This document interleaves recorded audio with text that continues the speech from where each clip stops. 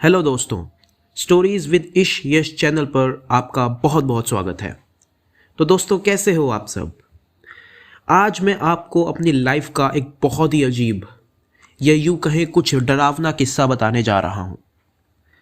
ये बात 3 साल पहले की है, जब मैं और मेरे 4 दोस्त हॉलीडेज में 8 दिन के लिए मनाली गए थे। हमने मनाली 2 दिसंबर को पहुंचना था, पर कुछ कारणवश हम एक दिन लेट हो गए और 3 को वहां पर पहुंचे। जब हम अपने होटल गए जहां हमारी बुकिंग थी, तो होटल मैनेजर ने हमें कहा कि सर अब तो रूम खाली नहीं है। लेकिन हमने कहा हमारी बुकिंग है, आप रूम कैसे नहीं दे रहे। लेकिन मैनेजर ने कहा कि सर आप लेट हो गए और ये पीक सीजन है, तो हमने रूम दूसरे कस्टमर्स को देना पड़ा। फिर ऐसे बहस हुई और होटल मैनेजर ने हमें रिफंड दे दिया और कहा सॉरी फॉर इनकन्वीनियंस।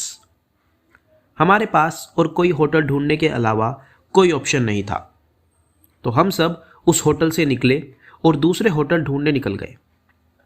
एक तो रात काफ़ी हो चुकी थी और ऊपर से जिस एरिया में हमारा ये होटल था वो मनाली टॉप पर था, तो वहाँ और कोई होटल भी नहीं थे। पर फिर भी हम इधर उधर घूम रहे थे कि कोई होटल काश मिल जाए। हम वहाँ के लोकल्स से कोई रहने की जगह पूछ रहे थे, क्योंकि वहाँ नेटवर्क भी नहीं आ रहा था। पर हमें सबसे यही जवाब मिल रहा था कि यहाँ तो कोई और होटल नहीं है। उस होटल से कुछ 4-5 किलोमीटर जब हम दूर आ गए, हमें एक बड़ी सी हवेली दिखी। दूर से तो वो एक रिसोर्ट टाइप लग रही थी, पर जब पास गए तो एक बहुत पुराना सा खंडर दिख रहा था। वहाँ एक गार्ड बैठा था। हमने उससे वही पूछा जो हम सबसे पूछ रहे थे कि क्या हमें यहाँ आसपास कोई रहने की जगह मिल जाएगी।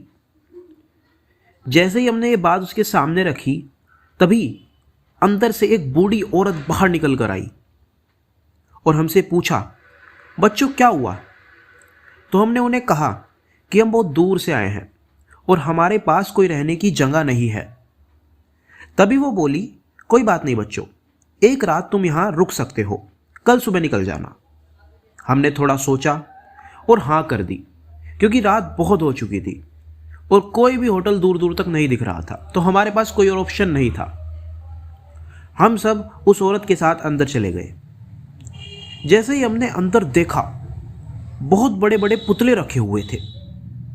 हमने उस औरत से पूछा ये सब यहाँ क्यों है, पर उन्होंने कोई जवाब नहीं दिया और हमें सीढ़ी से ऊपर ले जाते हुए एक कमरे में ले गई। वो औरत बोली, आज रात तुम इस कमरे में रुक सकते हो और तुम्हें कुछ भी चाहिए हो तो मुझे बता देना। हमने कहा शुक्रिया और वो हमारे कमरे से बाहर चली गई। हम सब भी काफ़ी थक गए थे, तो हम सब सो गए। थोड़ी देर बाद किसी के चलने की आवाज़ आने लगी, जैसे कोई दबे पांव चल रहा हो। मैंने टाइम देखा तो रात के 2:30 बज रहे थे। मैंने अपने दोस्त को उठाया, लेकिन वो बोला भाई कि तुझे ऐसे ही कोई आवाज़ आई होगी। मैंने भी सोचा शायद ये मेरा वहम है। मैंने फिर सोने की कोशिश की, लेकिन फिर कुछ मिनट बाद किसी के चलने की आवाज़ आने लगी और इस बार आवाज़ काफ़ी तेज़ थी, तो मेरे दोस्त भी उठ गए। हम सब ने सोचा कि हमें एक बार बाहर देखना चाहिए, क्या पता कोई चोर हो। तभी हम सब दोस्त कमरे से बाहर निकले। हम 2 दोस्त लेफ्ट चले गए और 2 राइट की तरफ।